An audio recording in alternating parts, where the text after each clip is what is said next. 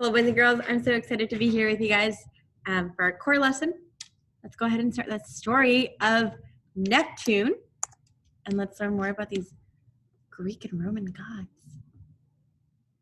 The Greek god, do you remember what the name for the Greek god was? Poseidon. But the name for the Roman god is Neptune. So let's start with this story, okay? So Minerva was born. Minerva was one of the goddesses, remember? If you have your book, you can open up to that page. The goddesses and the gods. Minerva, it says, Minerva was the goddess of city, education, science, and war. So Minerva was born without a mother. Her father was the mighty Jupiter, king of all the gods. Minerva was born directly out of Jupiter's brain. She was born out of her dad's brain. Can you imagine that? Well, that's what the Romans thought. Jupiter loved all of his children, but if he had to pick a favorite, it would probably have been Minerva, the goddess of wisdom. Minerva was a powerful force and one of the deities who made up the Dei Consentes, the Roman council of the 12 gods. There were 12 gods that the Romans thought were the most important and the most powerful. She was at the top. There are many myths about Minerva, and Neptune goes much along with Minerva. So we're going to learn about Minerva and Neptune together. So as the story goes, in ancient times, each town had a special deity, a god that looked after them. Neptune, the lord of the sea, was a very powerful god. He loved attention. He loved having towns building.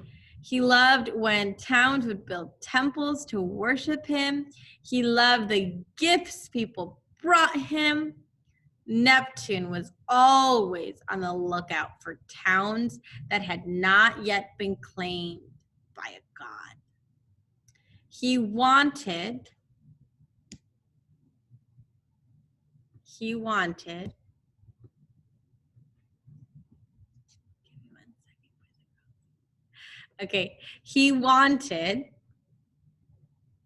every single town that he could get.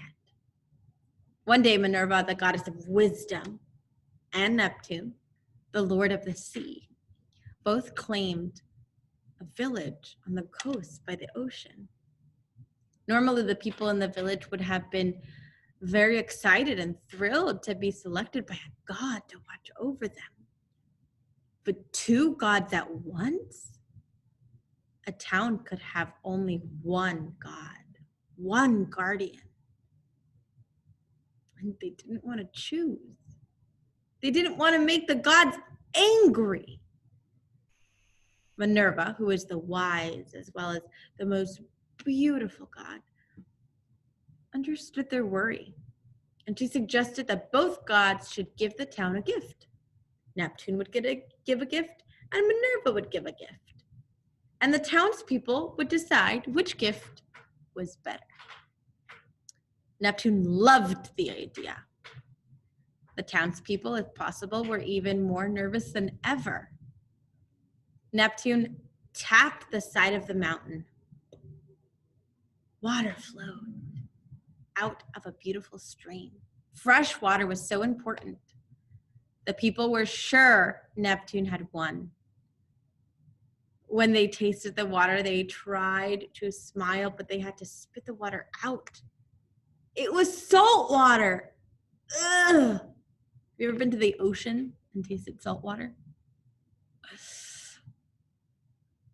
Then Minerva waved her hand. An olive tree began to grow. The people tasted the olives.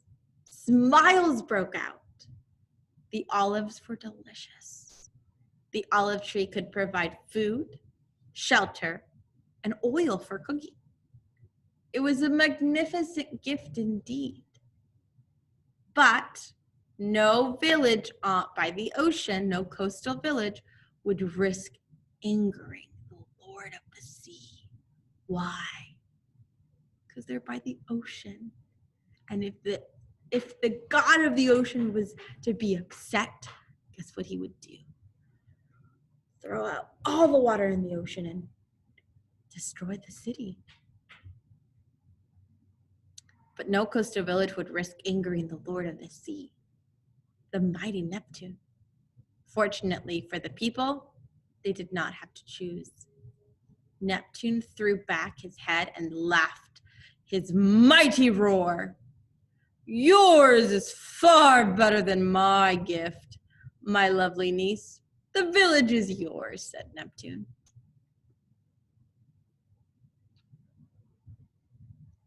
And that's the end of the story.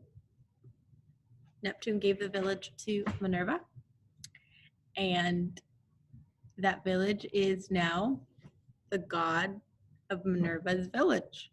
So this is just a cute little story to tell you of the stories that the Romans would share and made up, because they didn't understand. They didn't understand when the ocean would have big waves, or when the ocean would flood, or when there was a tsunami. They didn't understand those things. So what they thought was best was to make up a story, was to make up a god, right? And they didn't want to make the gods angry. So they would worship them and give them gifts and do all of these things that ultimately led them to worship those gods. So what we're going to do today is you're going to open your notebook. We have that. And I asked you yesterday to color your picture from the gods. Okay? I asked you to color that picture of Neptune. So what we're going to do is we are going to cut that picture of Neptune. Cut the picture of Neptune. And then we're going to glue it like this again. Okay? Okay, so you're gonna cut it, and then you're gonna glue it on here, the picture of Neptune. If you have not yet colored the picture of Neptune, color it now. Okay, color it now, put pause, cut it, and then put it in your notebook. Okay, boys and girls, that is it for today. Have a wonderful rest of your day. God bless you. Totus tuus, Maria.